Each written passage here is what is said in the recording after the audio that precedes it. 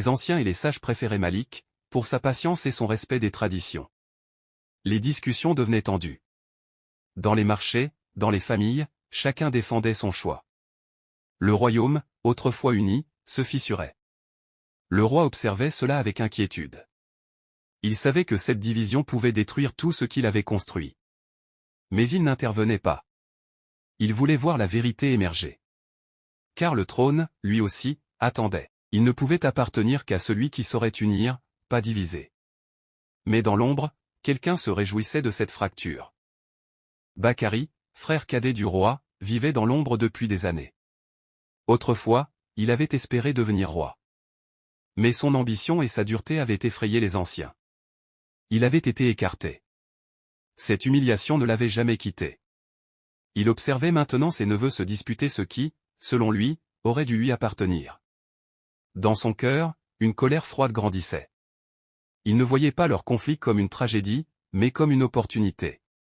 Bakari était patient. Il savait attendre le bon moment. Et ce moment approchait.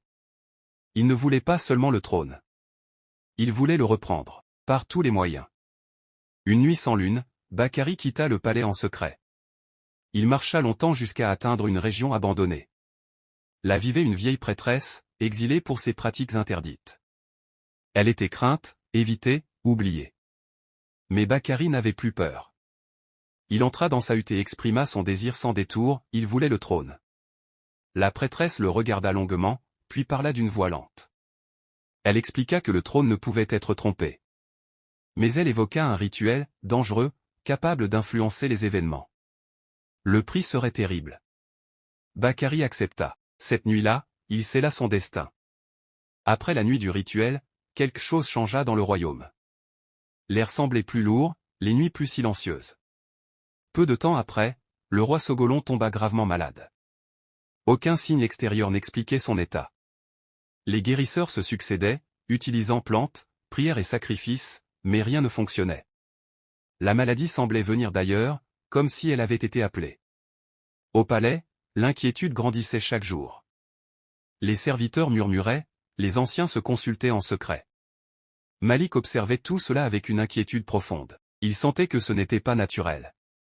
Adama, lui, refusait de croire à une force invisible. Il cherchait un coupable. Pendant ce temps, Bakari jouait parfaitement son rôle, feignant la tristesse et la loyauté. Mais dans son regard, une satisfaction froide brillait. Son plan avançait. Abonnez-vous à notre page Cinéma TV4 afin de ne rien rater. À très bientôt. Ciao!